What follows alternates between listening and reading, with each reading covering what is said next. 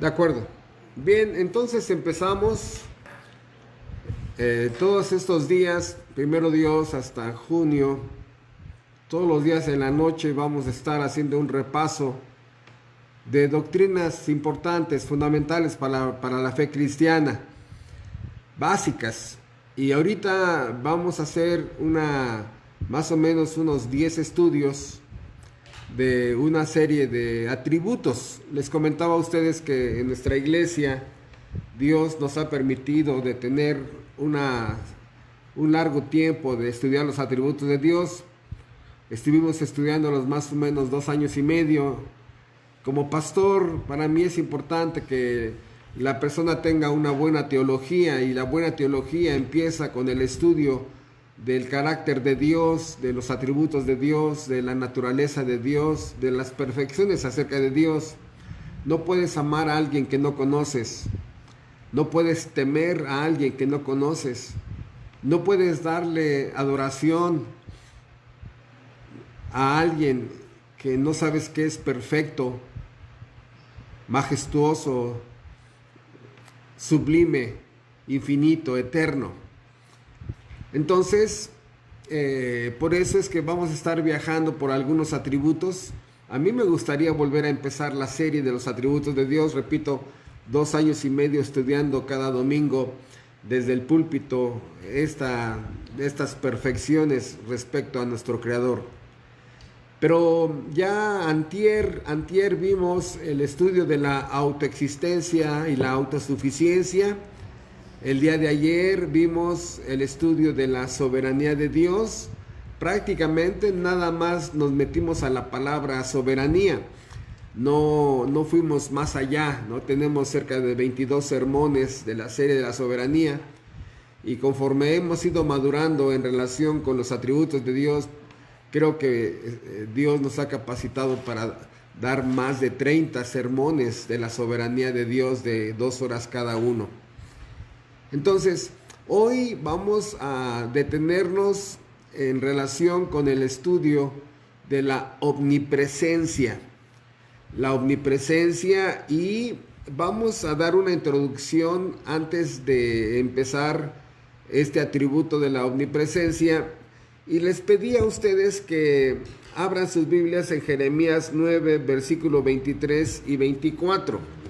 Jeremías 9, 23 y 24 dice así: Así dijo Jehová, no se alabe el sabio en su sabiduría, ni en su valentía se alabe el valiente, ni el rico se alabe en sus riquezas.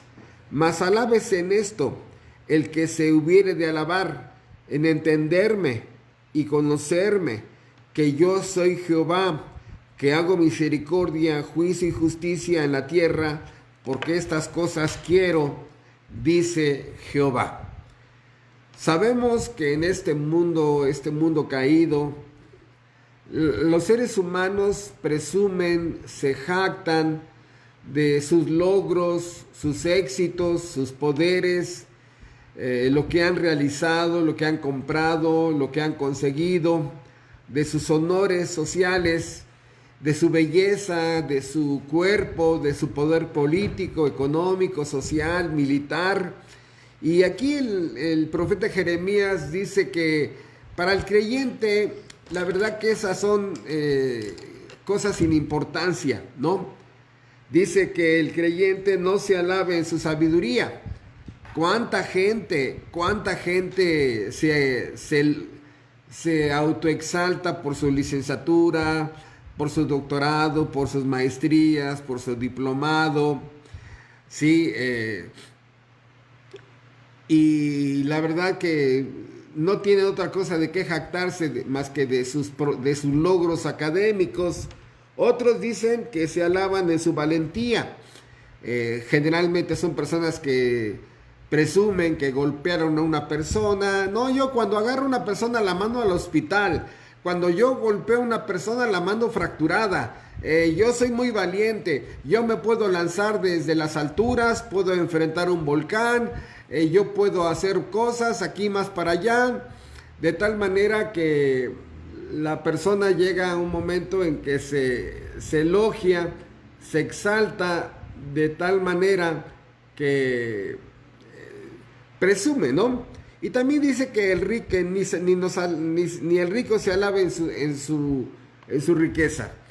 Tengo una isla, tengo un castillo, tengo 10 autos deportivos, mi casa vale 600 millones de dólares. No, la verdad, dice Jeremías, y aquí cuesta trabajo entender esta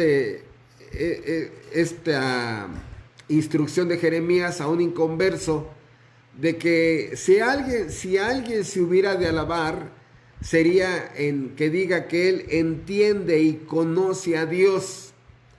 Y cuando entendemos la riqueza que hay de los atributos de Dios, cuando entendemos que estamos conociendo a alguien perfecto, infinito y eterno, nos damos cuenta que nos falta cabeza para poder entender en el mundo finito lo infinito, para poder entender en el tiempo lo eterno, porque todos los atributos de Dios son eternos. De tal manera que todas estas personas que se elogian, se autoexaltan por sus logros, beneficios, poderes, riquezas, títulos académicos, honores mundanos, no es nada para cuando uno conoce al apóstol Pablo, de que entendía y conocía en forma terrenal a lo que es Dios. Los profetas del Antiguo Testamento, un Abraham que fue probado por Dios, un Moisés que fue redimido por Dios, todos ellos que ya tenían un conocimiento más íntimo y personal de Dios. ¿Por qué? Porque ya empezaste a conocer a alguien perfecto, majestuoso, sublime, que los mismos cielos no lo pueden contener, que inspira temor, asombro, que inspira un deseo de conocerlo todavía más, ¿sí? Y te das cuenta que la sabiduría de títulos académicos, la valentía, la riqueza, son niñerías cuando una persona cuando una persona sumerge su mente en este libro glorioso y empieza a conocer al Dios eterno. Por eso, sigo en la introducción, hemos estado diciendo que es importante que el creyente crezca en la teología. Y para un arminiano, la palabra teología así como que, ¡ay! ¿De qué me están hablando, no? Es muy sencillo. La palabra teología es el estudio del carácter de Dios, el estudio de tu creador, de tu dueño, de tu salvador si eres regenerado. La teología, ¿verdad? Una buena teología está directamente proporcional a que tengas una vida correcta delante de Dios, porque entre más lo conoces, más te asombras, entre más lo conoces, más le temes, entre más lo conoces, más chiquito te haces, ¿sí? Para que tengan ustedes una idea, si vamos manejando, toda nuestra familia ha viajado muchísimo a Veracruz y sobre todo a una ciudad hermosa que se llama Orizaba, Veracruz. Y si tú sales por aquí, por el rumbo de Chalco, ¿verdad? Agarras Chalco y luego llegas a Río Frío, subes Río Frío y bajas hacia Puebla, y si todo el horizonte está claro, bajando en las cumbres de Puebla, en Río Frío, a lo lejos se ve un puntito así que es el pico de Orizaba, se ve un volcán. Y uno ya que cuando una persona tiene un conocimiento más común de la geografía, dice, mira hijo, eso que se ve allá, ese cerrito, chiquito, ese cerrito, es el pico de Orizaba. Es el lugar es la montaña más grande de la República Mexicana. Bueno, fíjate, la teología es tu coche. El pico de Orizaba es Dios. Estoy haciendo una analogía, ¿sí? De tal manera que agarras tu coche y entre más estudias la teología, vas acercándote y vas circulando sobre esa autopista que es prácticamente una recta. En el kilómetro 203, ya estás prácticamente en la falda del pico de Orizaba. ¿Qué es lo que quiero decir? Que en ese carro, que sería la teología, el estudio continuo, sistemático y metódico del carácter y la naturaleza de Dios, vas avanzando, y entre más avanzas en el conocimiento de la gloria de Dios, pasan dos cosas. La montaña crece y tú y yo nos hacemos muy pequeñitos, muy pequeñitos. El grave problema de los seres humanos es que tienen un concepto demasiado chiquito de Dios, demasiado pequeño por la ignorancia que hay en el hombre sin Dios. Dios es una palabra, Dios inclusive es un saludo, ¿no? Dios te bendiga, y así como la reina de la primavera, Dios te bendiga, Dios te bendiga. Dios no es un saludo, ¿no? Pero aquí el punto, hermanos, es que una buena teología produce en ti un crecimiento de Dios en la forma en que puedes ya entender a ese Dios, pero produce un efecto doble. ¿Por qué? Porque Dios crece ante los ojos espirituales de nuestra alma y nosotros nos hacemos pequeñitos, porque nos damos cuenta que ni a polvo llegamos. Por eso el estudio es necesario de los atributos de Dios. Primero, porque Dios existe, ¿no? O sea, miren, hay una generación de personas que le llaman fans, ¿no? Fanáticos, ¿no? Que tienen sus ídolos políticos, deportivos, cantantes, actores, actrices, científicos, que son fans que investigan todo de su vida de esas personas.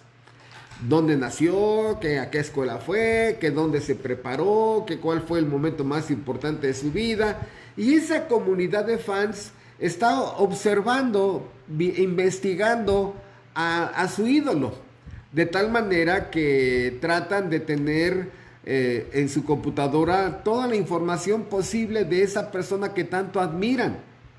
Y nos damos cuenta que hay un crecimiento en nuestro siglo XXI de gente así, que el jugador de fútbol americano, que un clavadista, que un político, que un deportivo, ¿no? Y así mueven cielo, mar y tierra para ir a sus presentaciones, gastan dinero. Y lo increíble es que, bueno, dicen, ¿por qué haces eso? Bueno, porque es mi héroe, no soy su fans y porque existe. Hermanos, así debería de estar todo el planeta. Todo el planeta debería de tener un estudio profundo del dueño del universo. Entrevistan al que diseñó el coche más rápido de la historia. Entrevistan al científico, al premio Nobel, al cantante, al artista, al que recibió el Oscar por el mejor actor. Sí, pero nunca tienen un mínimo interés de conocer al Dios que los creó. Se paran y le dan media hora de aplausos al director de una orquesta sinfónica. Se retira y lo regresan de tantos aplausos. Se vuelve a retirar y lo vuelven a regresar de tantos aplausos. Y para Dios, puros chiflidos. Es increíble cómo las cosas están al revés. Por eso es importante estudiar los atributos. Número uno, porque Él existe. Él es real. Es más real que el sillón donde está sentado. De tal manera que este conocimiento fundamental de Dios es primordial para la fe cristiana. No existe cristianismo sin un conocimiento básico y fundamental de carácter de Dios. Por eso, número uno, debemos de estudiar los atributos de Dios porque Dios es real, porque Dios existe. Número dos, debemos de estudiar los atributos de Dios porque es un asunto de vida o de muerte. Los que han leído ya la Biblia se dan cuenta que si tú ignoras quién es Dios, cuáles son sus leyes, cuáles son sus mandamientos, sus preceptos, cuál es la deuda que tienes con la justicia divina, si tú ignoras todo lo que es Dios, Cristo encarnado, sus leyes, su resurrección, el día del juicio final, irás a la perdición. Este es el problema, hermanos, de que el no conocer a Dios ni sus demandas es cuestión de condenación. Y empezar a conocer al Dios de la Biblia y sus demandas y sus leyes, hay gran esperanza en que seas un predestinado y que seas salvado, perdonado por el Dios que es el juez y que ahora te recibe como hijo. Pero también sabemos que los conocimientos falsos el conocimiento de Dios son dañinos, ¿no? Los dos conocimientos falsos que hemos hablado es que el primer conocimiento falso de Dios es, número uno, el ateísmo, ¿no? La negación de Dios. Dios no existe. Es completamente perjudicial porque la persona se queda sin una norma moral para manejar su vida. Y la otra es la idolatría. La idolatría prácticamente es la creación humana de un Dios deformado, un Dios a mi gusto. Por eso es fundamental estudiar los atributos de Dios, porque sin ese conocimiento de los atributos de Dios no hay salvación, no hay vida eterna, nunca conocerás las demandas de Dios y a nivel de animalito, esa persona vivirá como un animalito, ¿sí? Pensando que en la muerte se termina todo. Y los que ya hemos empezado a estudiar la palabra de Dios, nos damos cuenta que no, que en la muerte empieza todo. La muerte no es el final, la muerte es el principio de la vida eterna con Cristo o la vida en el infierno para siempre. Entonces, regresamos ya a nuestro tema con esta breve introducción y les comentaba yo a ustedes que vamos a estudiar la omnipresencia, ¿sí? Y la omnipresencia divina. Entonces, por favor, abran sus Biblias en Proverbios 15:3, Proverbios 15:3, para empezar, ¿no? Dice el libro de Proverbios: los ojos de Jehová están en todo lugar, mirando a los malos y a los buenos. Los ojos de Jehová están en todo lugar, mirando a los malos y a los buenos. Dice Proverbios, Jeremías 23:24, ¿se ocultará alguno, dice Jehová, en escondrijos que yo no lo vea? ¿No lleno yo, dice Jehová, el cielo y la tierra? Sí, y en el Salmo 11, versículo 4, Jehová está en su santo templo, Jehová tiene en el cielo su trono, sus ojos ven, sus párpados examinan a los hijos de los hombres. Y también abran sus Biblias, por favor, en el Salmo 139, un salmo completísimo en relación con la descripción de este atributo de la omnipresencia y después lo veremos de la omnisciencia. Dice el Salmo 139 respecto a la omnipresencia de Dios, que Dios ve y oye todo lo que tú y yo hacemos. Si dice Salmo 139, versículo 7, ¿a dónde me iré de tu espíritu? ¿A dónde huiré de tu presencia? Si subiere a los cielos, allí estás tú, y si en el Seol hiciere mi estrado, he aquí, allí tú estás. Si tomare las alas del alba, y habitar en el extremo del mar, aún allí me guiará tu mano, y me asirá tu diestra. Si dijere, ciertamente las tinieblas me encubrirán, aún la noche resplandecerá alrededor de mí, aún las tinieblas no encubren de ti, y la noche resplandece como el día, lo mismo te son las tinieblas que la luz. Entonces, aquí el salmista hace algunas preguntas, ¿no? La primera pregunta es, ¿en dónde está Dios? ¿No? Así como, ¿en dónde está? Y la pregunta desde la perspectiva de la omnipresencia es, ¿en dónde no está? ¿En dónde no está? Y aquí el salmista dice, en el primer, en el primer rayo que salga del sol, o sea, y viaje, no, me subo, aunque vaya a 300,000 kilómetros por segundo, me subo y en un segundo voy a estar a 300,000 kilómetros lejos, de tal manera que me perdí en el horizonte de los ojos de Dios. Y la respuesta de la omnipresencia es no. Aunque tú te pudieras subir a un rayo de luz viajando a 300,000 kilómetros, Dios ya te está esperando del otro lado. Porque Dios, dice aquí, todo lo llena. Inclusive la oscuridad no te oculta, no es tu cómplice de pecados.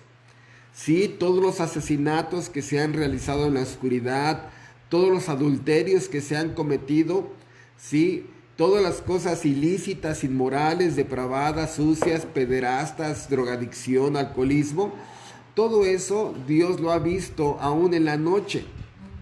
Sí, o sea, si los hombres han inventado ¿cómo se llaman? Binoculares de visión nocturna, y a través de la visión nocturna esos aparatos logran ver en la noche, ¿cuánto Dios más no? De tal manera que si te fueras hasta el fondo del mar, Dios allí está escuchando y mirando. Y es lo que dice el salmista, las tinieblas no me encubren, ¿no? Porque eso es lo que piensa el ratero, ¿no? Que a través de la complicidad de la noche puede robar, violar y hacer daño a otros.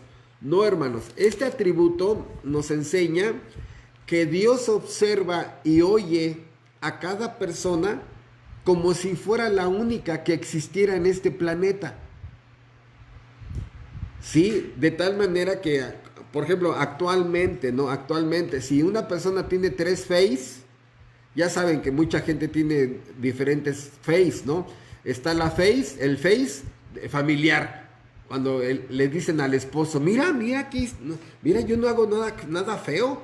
O la hija inmoral o el hijo inmoral a los papás. No, mira, tienen el Face familiar, tienen el Face depravado y tienen el Face del amante actual, ¿no? O sea, yo en lo personal, en las pláticas que he tenido con muchos jóvenes, hasta 5 Face activos tienen las personas actualmente. Pregunta, ¿Dios ve que esa persona tiene diferentes Face? ¿Dios ve que esa persona es una mosquita muerta? ¿Dios ve todos los delitos que ha cometido esa persona? ¿Dios ha leído y visto todos los mensajes que has mandado sucios, inmorales? Sí, ¿no?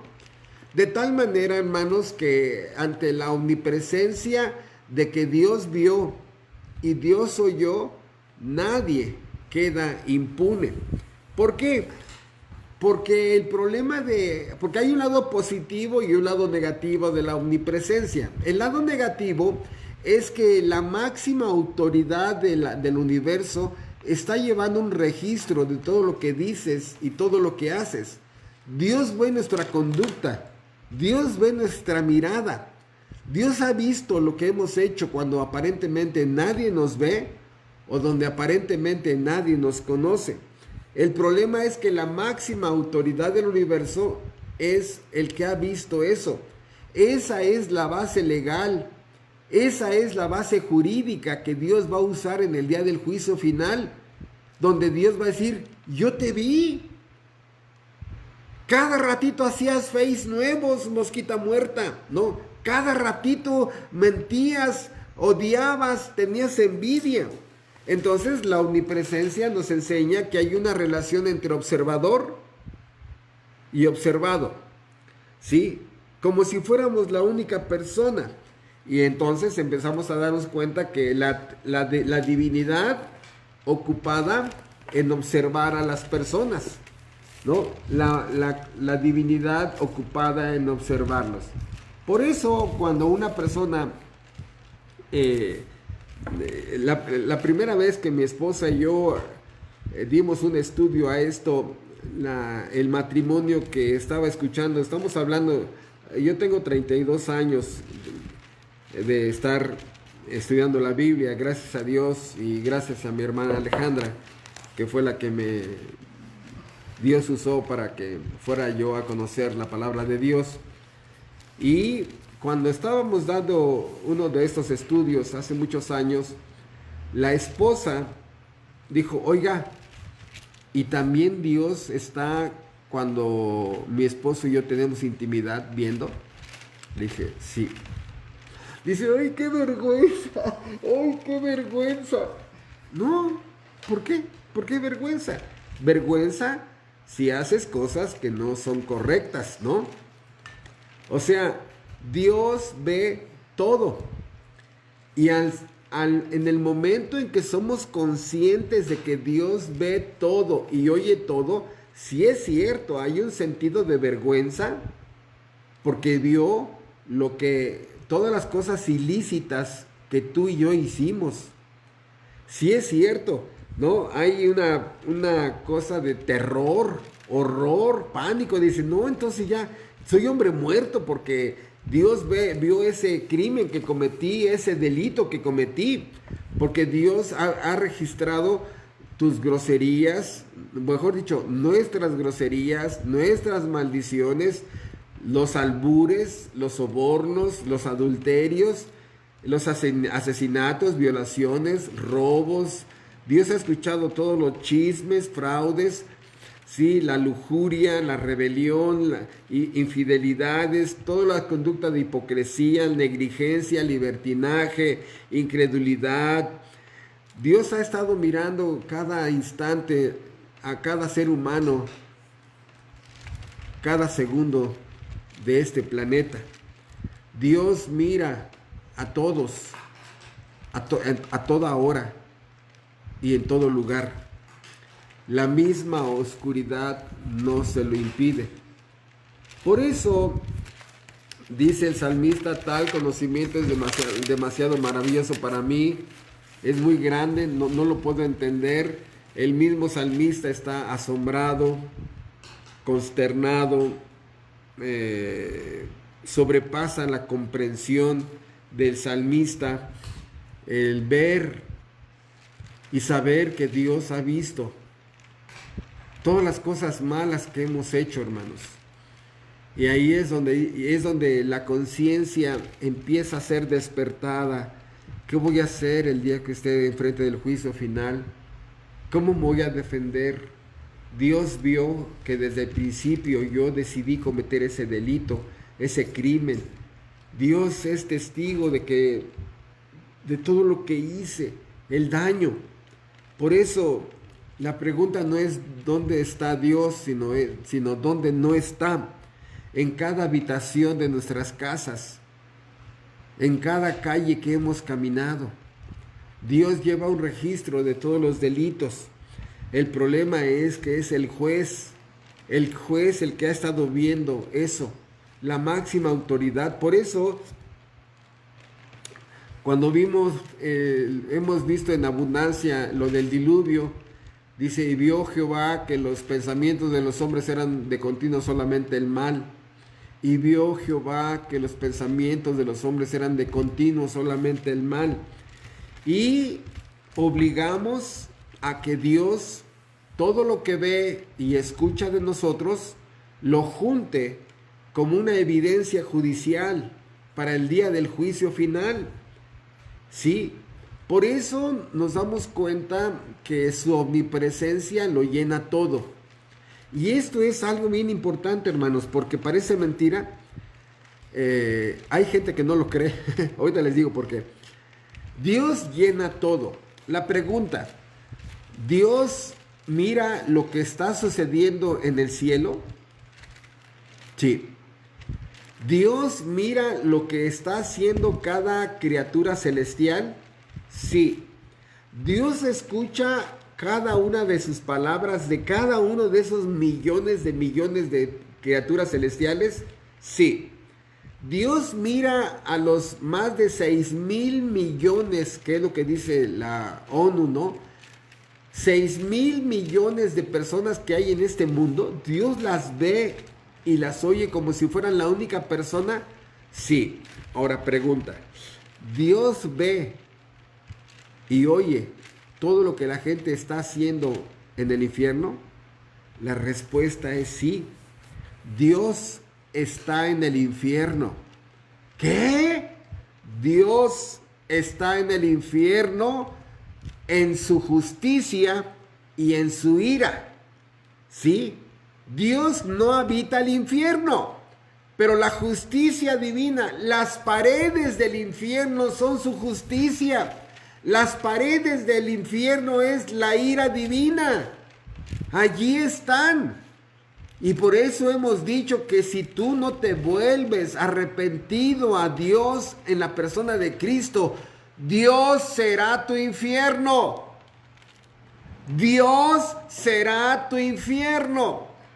Y eso, hermanos, es así como que, mejor díganos otras cosas bonitas. No, hermanos, tenemos que ir viendo todo eso. La omnipresencia de Dios llena el cielo, llena la tierra, llena el infierno.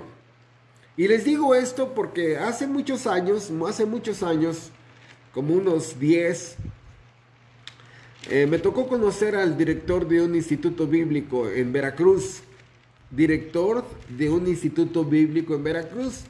Y se enteró que yo era pastor y me abordó y empezamos a platicar cosas de la Biblia, del cristianismo. Y hubo un momento donde detuvo la plática y me dijo, oiga, ¿entonces usted es pastor? Sí. ¿Usted conoce los atributos? Le digo, algo. ¿Y qué piensa usted? ¿Dios es santo? Sí, pues claro, la Biblia lo afirma que Dios es santo. Y me dice, ya en forma tendenciosa, pastor, ¿Dios es santo? Le digo, sí. ¿Dios puede estar en una cantina? Le digo, sí. No, ¿cómo cree? No. Y yo me quedo así, ¿qué? No, ¿cómo cree? Entonces usted no entiende la santidad de Dios. Me empezó a discutir conmigo ese pastor. Le digo, a ver, ¿a qué se refiere usted? ¿No? Que si la presencia de Dios está allí en la cantina. Le digo, sí. Dice, no. Dios es tan santo que no puede estar en una cantina. Y le digo, pues Dios es tan omnipresente que sí puede estar en una cantina. Le digo, mire, si Dios no está en una cantina, allí voy a ir a cometer mis delitos.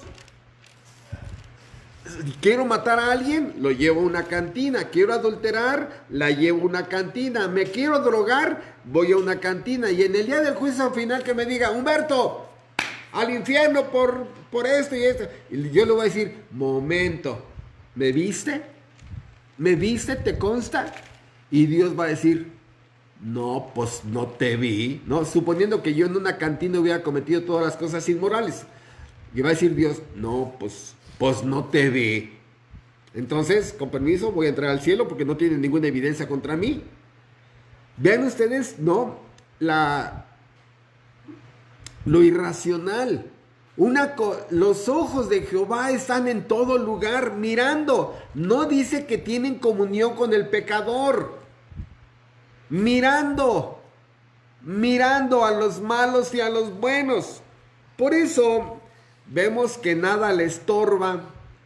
Dios puede estar mirando lo que en un avión o en un cohete que va a 1000 kilómetros por hora está sucediendo y que digan, ay, pasó tan rápido que no lo alcancé a ver. No, hermanos, no le impide la oscuridad, la lluvia, las profundidades de una cueva, la profundidad del mar. No, hermanos. Por eso, el lado negativo de todo esto para nosotros, porque la omnipresencia no tiene ningún lado negativo, ¿no? Sino que para nosotros, el que Dios esté mirando, es que lleva un registro de todos nuestros delitos, crímenes, y todo el daño que hemos hecho y a toda la gente que hemos lastimado. Dios ha mirado a Max. No sé si por ahí está Max. Bueno, por ahí le dicen que Dios lo está mirando, ¿no? Dios ha mirado a Rosalba. Cada cosa que ha hecho María de Jesús lo ha visto. Todas las cosas que hizo Gerardo Méndez, Lupe Lira, Alejandra Méndez, todo lo que Dios ha hecho Héctor Miguel, todo Dios lo ha visto. Ese es el grave problema. Ahora, vean ustedes, la omnipresencia en relación simplemente con los 10 mandamientos. Mandamiento número 1. ¿Dios ha visto que hemos tenido ídolos? ¿Que son dioses falsos? Sí. 2. ¿Dios ha visto que hemos hecho imágenes? Sí. 3. ¿Dios ha visto que hemos usado su nombre en forma irreverente? Sí. Número 4. ¿Dios ha visto que el domingo no lo usamos como día de adoración? Sí. 5. ¿Dios ha visto que no hemos honrado a nuestros padres? ¿Que ha habido pensamientos de odio, de homicidio, sí, de vergüenza, de repugnancia hacia los padres? Sí. ¿Dios ha visto que hemos matado? Sí. 7º mandamiento. ¿Dios ha visto que hemos cometido sexo ilícito? Sí. El 8º mandamiento. ¿Dios ha visto que hemos robado? Sí. El 9º mandamiento. ¿Dios ha visto que hemos levantado falso testimonio, chismes, calumnias, difamación, mentiras? Sí. 10º mandamiento. Dios ha visto todas las veces que has codiciado a una mujer que no es tu esposa. ¿O Dios ha visto que has codiciado a un hombre que no es tu esposo? Sí. Entonces, ese es el problema. La omnipresencia y la ley moral de Dios ya nos mete en un grave problema. Por eso, cuando empezamos a ver la omnipresencia y el juicio final, nos damos una idea que hay un grave problema para todos aquellos que mueran sin Cristo y sin haber sido perdonados. Por eso, una de las 20 definiciones importantes de lo que es un cristiano, ¿sí?, es que un cristiano es una persona perdonada de todos los crímenes y delitos que cometió delante de su Creador. ¿Y qué significa eso? Un cristiano es una persona ya perdonada. ¿Por qué? Porque toda la condenación que había cometido en el expediente que está en la Suprema Corte de Justicia Celestial, ya fue librado de la culpa de su maldad. En el presente está librado del poder del pecado y en el futuro será librado de la presencia del pecado. Librado de la condenación, librado del poder y librado de la presencia del pecado. ¿Qué significa eso? Que el creyente perdonado y salvado, a pesar de que Dios tenía un registro de todas las cosas que había cometido esa persona, ese expediente fue clavado en Cristo, fue castigado Cristo, y en el día del juicio final no comparecerá ante el Supremo Tribunal de Justicia. Escuchen, porque en la cruz del Calvario fue el juicio. Ejemplo, Claudia Sapién, que tiene muchas evidencias de ser regenerada. ¿Cuándo fue juzgada Claudia? En la cruz de Calvario. ¿Cuándo fue crucificado Rosendo? El día que Cristo murió fue el día del juicio para Rosendo. Sí, ese es el día. ¿Cuándo fue juzgada ya Karen? Fue en el día del juicio contra Jesucristo. Por eso, en la cruz de Calvario, es importante estudiar la cruz de Calvario, porque ese día es el día que fui juzgado. Por eso ya no voy a pisar el Supremo Tribunal del Universo.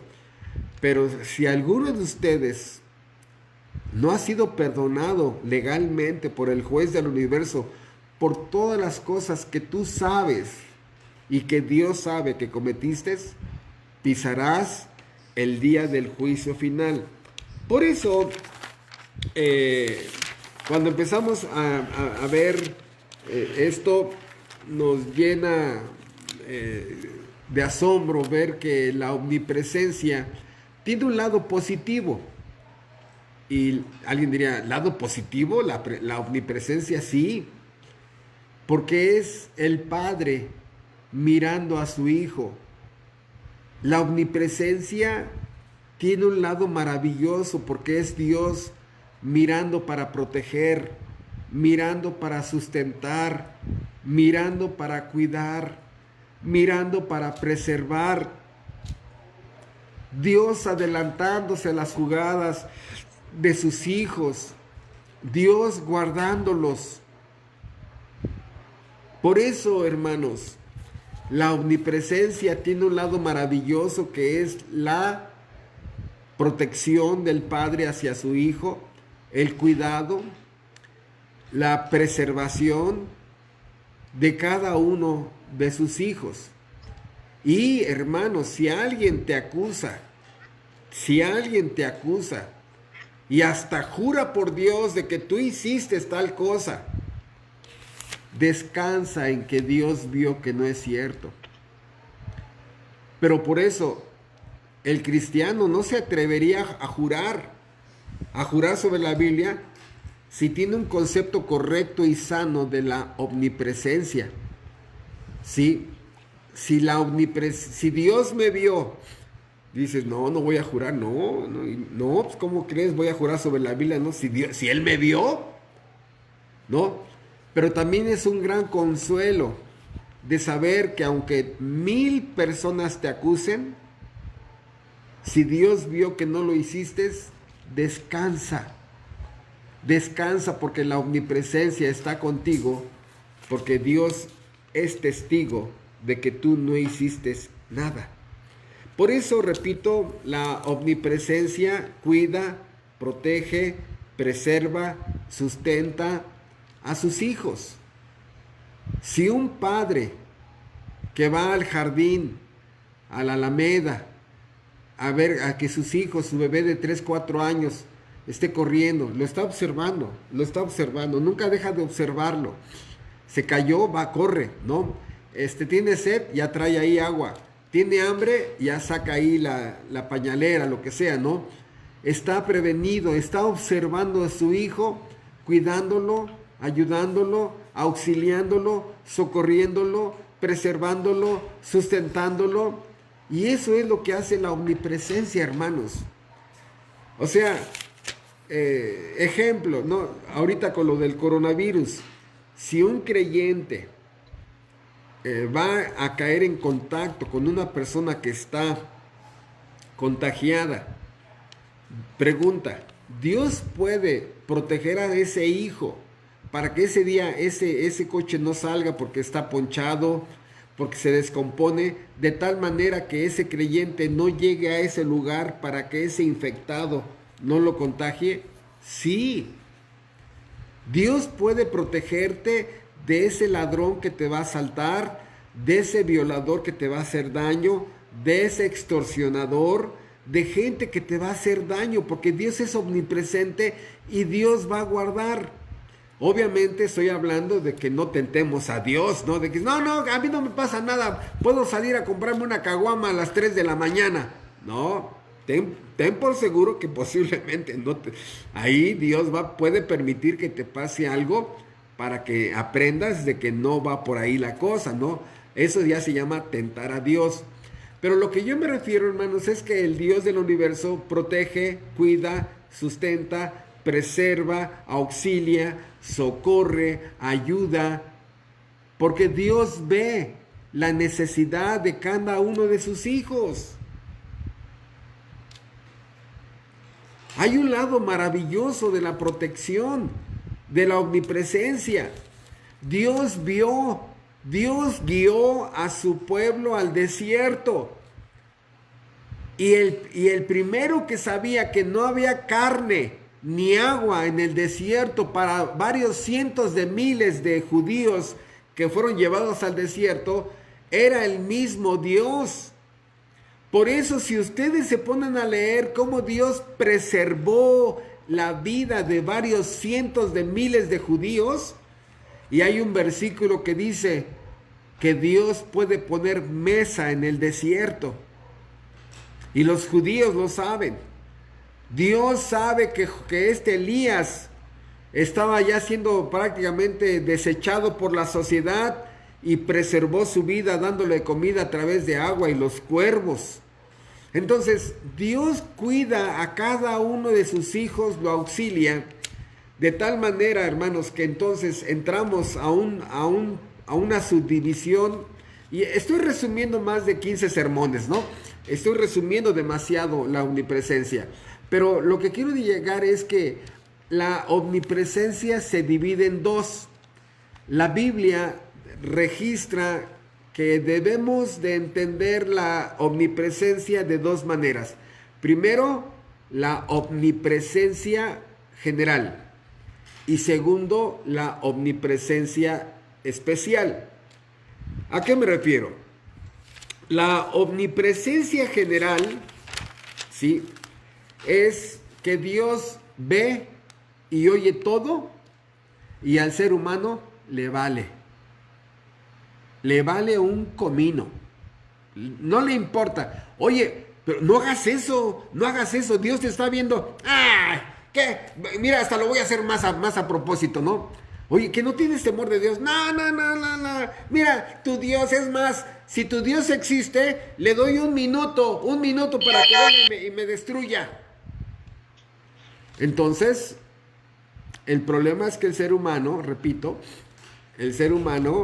la omnipresencia general la escupe, la ignora, la desafía, la niega, la insulta, se burla de ella. ¿Cuántos, hermanos, cuántas personas levantan la mano con groserías hacia el cielo? Blasfeman contra el cielo. Se burlan de la existencia de Dios, se burlan de Dios. Sí, niegan la existencia de Dios, lo desafían, lo ignoran. Entonces, vean ustedes, la omnipresencia general es desafiada, insultada, ignorada. ¿Sí? Es a lo que se le llama no tienen temor de Dios, de que Dios te está viendo y no te interesa, Hasta levantas y dices groserías contra Dios, maldices a Dios. Hay un pasaje en Apocalipsis donde el anticristo le dirá de groserías a Dios. Dice, y al que está en el cielo, blasfemó, dice, y a todos los que están en el cielo. O sea, este personaje futurista levanta y maldice a Dios y a ángeles y a cristianos ya glorificados que están en el cielo. Pero vean, la omnipresencia, Dios nos ha guardado decenas de veces, hermanos.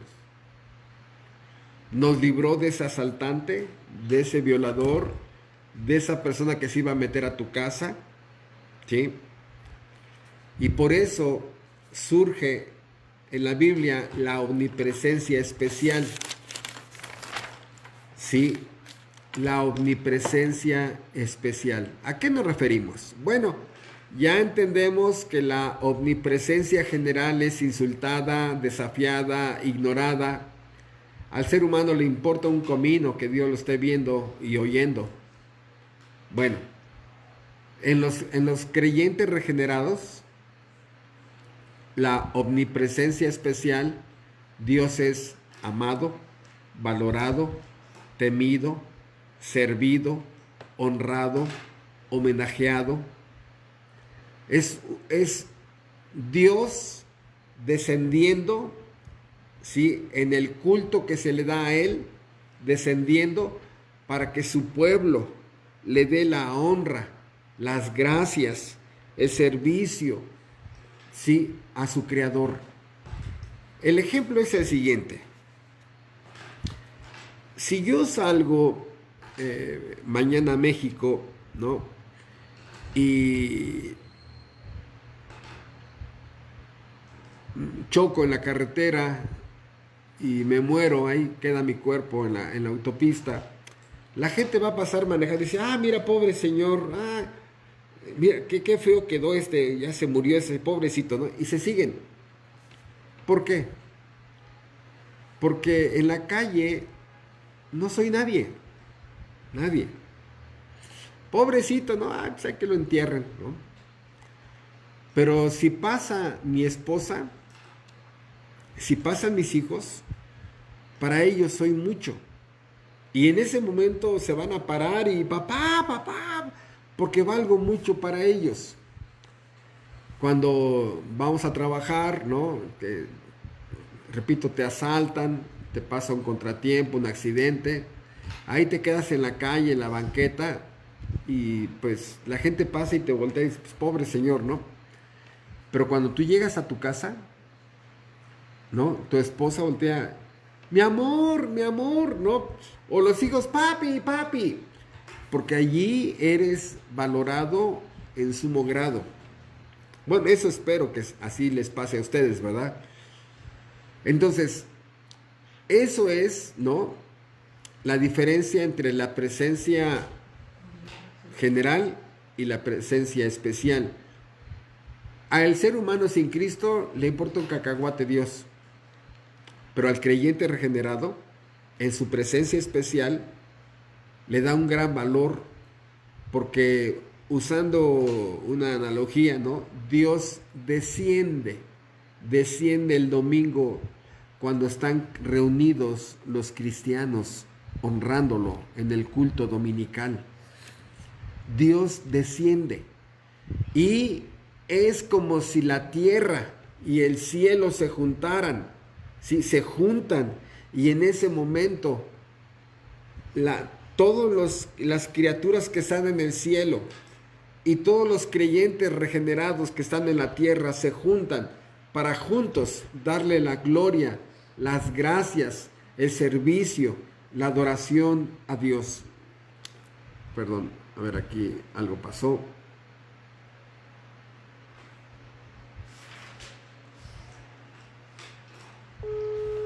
Se cortó esta llamada. A ver, perdón, ¿quién más estaba aquí? Era, perdón, Karen.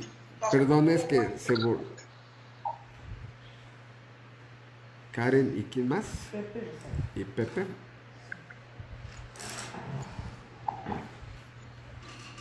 Buenas noches. Otra vez. Ya, pero algo pasó que se desconectó. Se cortó. Entonces, la presencia especial donde Dios desciende para ser honrado, reverenciado, temido, amado, respetado, ¿sí? Y para eso se congrega su pueblo redimido. Se congrega su pueblo, están honrándolo, escuchando atentamente su palabra, analizando su palabra, permitiendo que su palabra hable a nuestra conciencia, que su palabra hable a nuestro corazón, que su palabra hable a nuestra alma. Somos instruidos por Él, somos fortalecidos, somos motivados, somos alentados. Dios se convierte en una fuente de poder para nosotros, ¿sí? Por eso el domingo es importantísimo la asistencia al culto. Ahora sabemos que algunos su fe es débil y no van al culto el domingo, ¿no? Pero aquí a lo que me refiero es que tú dices, hermano, yo veo la predicación por el domingo. Sí, está bien, ¿no? Está bien que veas la predicación por videollamada, pero te perdiste de lo mejor. No, si yo escuché el sermón, te perdiste de lo mejor. ¿Por qué? De la presencia especial de Dios, ¿no? De la presencia. Es como si le festejan el cumpleaños a tu papá, ¿no? Y dices, oye, no pude ir al cumpleaños de mi papá. Bueno, dice, pero mándame del video. ¿De qué sirve que te mandemos el video si realmente no estuviste en el momento? Por eso lo que estamos viendo, regreso a la doctrina, lo que estamos viendo es la omnipresencia general y la omnipresencia especial. Todos ustedes pueden escuchar el sermón, pero no todos ustedes disfrutan de la presencia especial de Dios en el culto de adoración dominical. Esa es la diferencia. O sea, si se quieren seguir quedando en su casa, está bien, lo respeto, ¿no?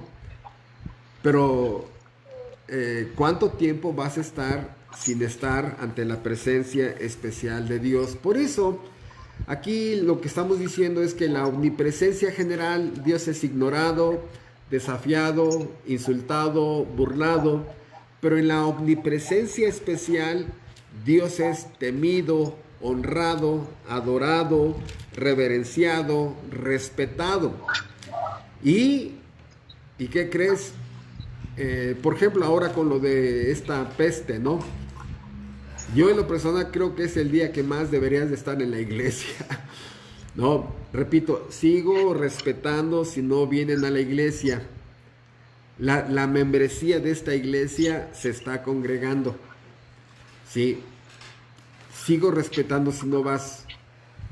Pero escucha, es el momento más importante para que ruegues a Dios por tus familiares, por tu negocio, por tu trabajo, por tu empresa, por tus fuentes económicas.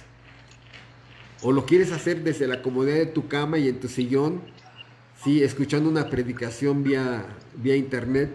No. O sea, eso es lo que más te has perdido. De que cuando Dios, repito, usando esta palabra, ¿no? Cuando Dios desciende en su omnipresencia especial, está la persona de Dios para que le ruegues, le supliques, ¿sí? Pero entiendo, si tu fe es chiquita, entiendo que por eso te quedes en tu casa, ¿no? Pero regresamos acá. Dios en su omnipresencia especial está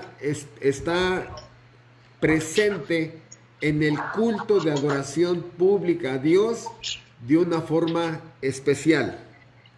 ¿Sí? Y hay varios motivos por los que Dios desciende a su iglesia. Y lo hemos visto. Dios en el culto nos da leyes, mandamientos, preceptos, normas, doctrinas. Dios instruye a su iglesia, la capacita, ¿verdad? Es por eso la diversidad de enseñanza bíblica para las diferentes áreas de nuestras vidas, para fortalecernos a través del ejemplo de otros. Y a través de las 7 iglesias de Apocalipsis, vemos que la omnipresencia de Dios estaba presente en la iglesia, ¿sí? Y una de las cosas más increíbles y asombrosas que nos confrontan mucho es que a la iglesia de Éfeso dice, ¿no? Vean, vamos a leerlo para que ustedes mismos lo constaten. A la iglesia de Éfeso hay una amenaza muy fuerte a sus propias iglesias. Aquí, en estas iglesias, de las 7 iglesias, 7 son amenazadas. Ay, hermano, yo no he visto eso. Pues ya ponte a leer la Biblia, ¿no? 7 son amenazadas. Una está muy bien, que es la de iglesia de Filadelfia, y la de Esmirna, que está para poder pasar algún momento de prueba por su fe. Pero dice en el capítulo 2 de Apocalipsis, en relación con que Dios, una de las cosas más severas que puede hacer contra una iglesia, de las más severas que Dios puede hacer contra una iglesia es quitar su presencia especial de esa iglesia. Cuando Dios quita su presencia especial, esa iglesia se convierte en un circo, en una bola de fabricación de emociones, testimonios, muchas carnes asadas, pero no es temido, honrado, respetado, valorado. Y la amenaza más seria que Dios le hace a una iglesia es: me voy y conviértanse en un club social religioso. Dice aquí Apocalipsis 2, del 1 en adelante: escribe al ángel de la iglesia en Éfeso, el que tiene las 7 estrellas en su diestra, el que anda en medio de los 7 candeleros de oro, dice esto: yo conozco tus obras y tu arduo trabajo y paciencia, y que no puedes soportar a los malos, y que has probado a los que se dicen ser apóstoles y no lo son, y los has hallado mentirosos, y has sufrido y has tenido paciencia y has trabajado arduamente por amor de mi nombre y no has desmayado. Pero tengo contra ti que has dejado tu primer amor. Aquí está el causal de la amenaza. Recuerda, por tanto, de dónde has caído y arrepiéntete y haz las primeras obras, pues si no, vendré pronto a ti y quitaré tu candelero de su lugar si no te hubieres arrepentido. Vendré pronto a ti y quitaré tu candelero de su lugar si no te hubieres arrepentido. Vendré pronto a ti y quitaré tu candelero de su lugar si no te hubieres arrepentido. Hermanos, la amenaza más seria que tiene una iglesia es perder la presencia especial de Dios. Y es lo que tenemos una hora diciendo, ¿sí? Que estamos estudiando ahorita los atributos de Dios y estamos haciendo un viaje superficial de los atributos, y hoy estamos estudiando la omnipresencia. Y ya dijimos que hay una omnipresencia general, donde Dios es ignorado, insultado, desafiado, y hay una omnipresencia especial, que es cuando Dios desciende en el culto para recibir la adoración de su pueblo. Bueno, lo más valioso que tiene una iglesia es la presencia especial de Dios, y por eso lo hemos dicho, sí, que para que Dios permanezca en cada asamblea oficial de la iglesia, se tiene que respetar el principio regulador. Solo predicación, solo lectura de la Biblia, solo canto y solo oración. Que el testimonio de Chuchita, que el testimonio de la exmonja, que 4 horas de alabanza, que ahora los niños, que ahora el informe del tesorero, que ahora el informe del presidente de los jóvenes. No, hermano. O sea, por eso es que en muchas iglesias que se llaman cristianas, Dios no está. Y cabot, no, esa palabra que está en el Antiguo Testamento, y así dice, y cabot, la gloria de Dios ha sido traspasada. Dios ya se fue.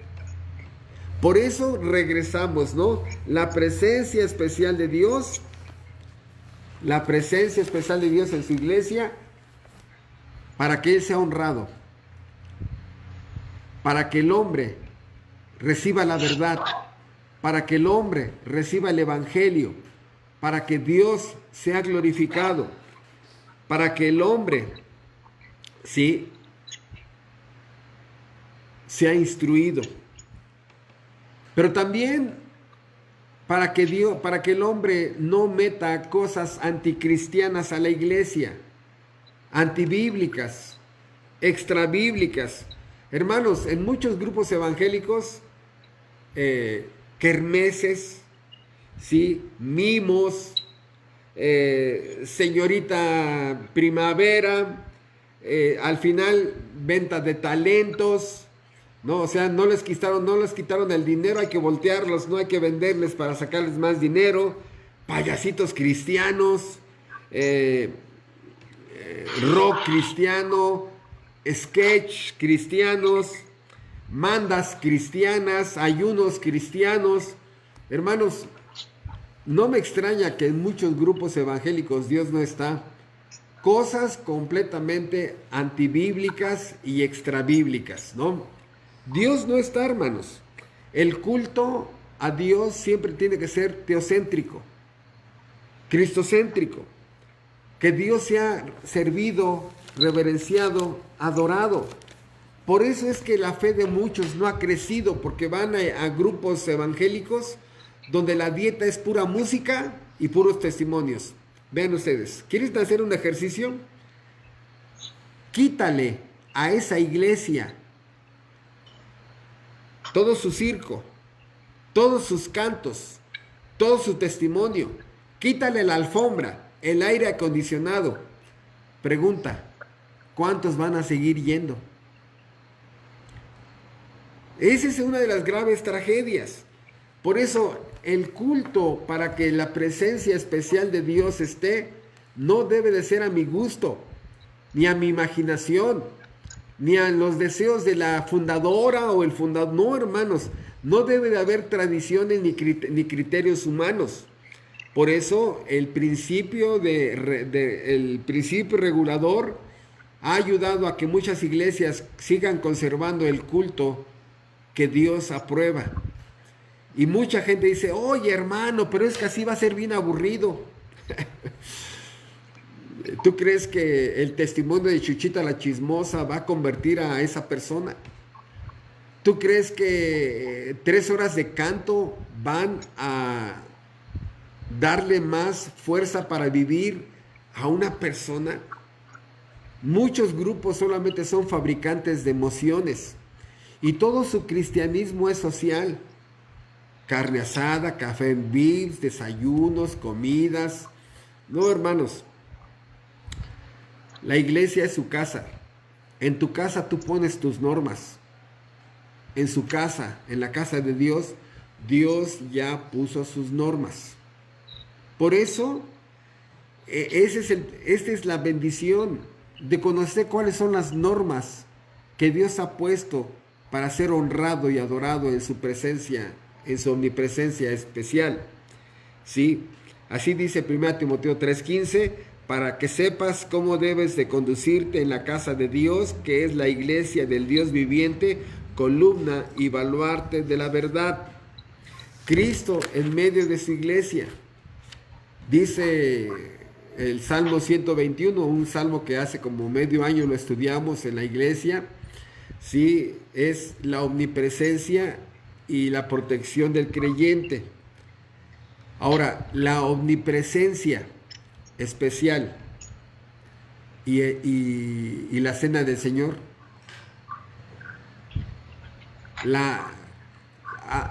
Ustedes que se dicen cristianos, ¿cuándo fue la última vez que participaste de la cena del Señor? Tú sabes que Dios te manda que participes de la iglesia, de la cena del Señor. ¿Por qué no lo has hecho? Pero respetamos, ¿verdad? ¿Qué es lo que quiero decir? Que en la cena del Señor, algunos corintios habían participado de la cena del Señor indignamente, y Dios había hecho 3 cosas con los corintios que habían tomado la cena del Señor indignamente. Unos estaban débiles, otros enfermos y otros ya dormían. ¿Por qué? Porque no puedes participar de la cena del Señor, estar en la presencia del Dios que ve y oye, diciendo, voy a participar de la cena del Señor, pues no he hecho nada malo. Y dice Dios, ¿qué? ¿Que no has hecho nada malo? Escuchen, el cristiano se preocupa más por los pecados inmorales, pero las montañas de pecado que muchos tienen son sus pecados de omisión. No predicas en el evangelio, no vives en santidad, no te sometes a tu esposo, no eres una mujer digna, no eres honorable, o sea, no eres respetable, no eres un buen padre, no eres un buen hijo, no eres una buena esposa, no eres un buen esposo. Pecados de omisión. A lo mejor tus pecados de acción son chiquitos, porque ya no te emborrachas, ni te drogas, ni ves pornografía, pero tus pecados de omisión son enormes. ¿Y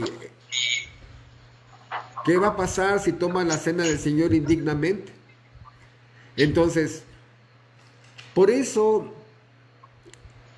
tomar la cena del Señor en su presencia especial, cuando Él desciende para recibir la adoración en el culto, y que tú vayas a participar de la cena del Señor, produce en ti que te arrepientas más de todas las cosas que no haces, que Dios te manda.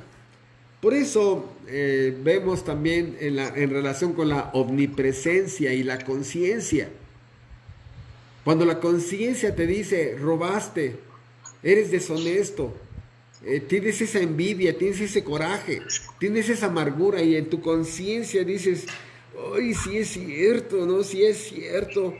¿Y cómo puedo seguir pensando que estoy bien delante de Dios cuando mi conciencia me dice que estoy mal delante de Él? La Biblia habla de una conciencia culpable, cuando la conciencia, que es la voz de Dios, la conciencia que es la voz de Dios, que te reprende, te señala, hay una autoconvicción de que estoy mal porque la conciencia me convence, y aparte la omnipresencia confirma que no he hecho las cosas bien. Por eso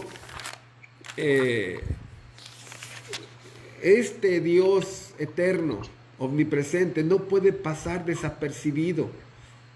Todo lo que hago y digo está siendo registrado por el Dios omnipresente, de tal manera que esto, conocer las perfecciones y la gloria de los atributos de Dios, debería de llevarnos más a admirarlo, porque estamos conociendo a alguien perfecto, alguien glorioso, sublime, majestuoso, infinito, que todo es en Él perfecto. Por eso, todo esto de la omnipresencia me lleva entonces a entender que Dios es el principal testigo contra mí si he hecho mal, pero en el lado positivo es que Dios me va a guardar, Dios me va a guardar por ser su hijo. Me despido con dos ejemplos. Uno de ellos, un hombre que hace muchos años estuvo yendo a nuestra iglesia varios años. Varios años fue este hombre. Y un día me habló entre semana, dice, oye pastor, ¿qué crees que pasó el domingo en mi casa? Digo, ¿qué pasó? Dice, se metieron a mi casa y me robaron la bomba. O sea, no se metieron directamente a su casa, sino nada más se metieron al patio. Le digo, ¿y luego? Dice, se robaron la bomba del agua. Ah, caray. Digo, ¿y qué, está muy chaparrita tu barda o qué? No, dice, voy a tomar acciones. Al siguiente domingo fue a la iglesia nada más su esposa. Y le digo, ¿y tu esposo? Se quedó cuidando la casa. Se quedó cuidando la casa. Si tú lees, este es el segundo ejemplo y con este termino. Si tú lees la vida de todos los creyentes, Dios no solamente guarda en su omnipresencia al creyente, sino también sus bienes y sus posesiones. Pregunta, ¿los bienes y las posesiones de Job estuvieron guardadas hasta el día de la prueba? Sí, hermanos. Si tú ves, ¿no? El mismo diablo le dice, pues sí, tus manos están metidas ahí en las cosas y los bienes de Job. Sí. Porque Dios sabe que vamos al culto. Y muchas veces Dios puede permitir que pasen cosas en casa con un propósito, no porque Dios se duerma. Dios no se duerme. Sí, y ya con eso termino ahora sí. Lo que hemos visto O sea, antier vimos la autoexistencia y la autosuficiencia de Dios. Ahí está en el Face. Ayer vimos la soberanía. ¿Sí? Hoy vemos la omnipresencia.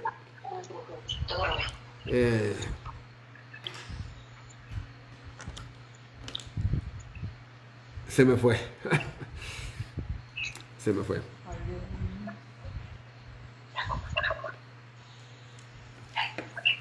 Se me fue. Se me fue la idea por hacer el resumen. Bueno, hermanos, entonces, aquí está otro atributo más. Otro atributo más. Y descansemos en que Dios guarda a sus hijos, los protege. La semana pasada estuvimos estudiando las 10 plagas de Egipto.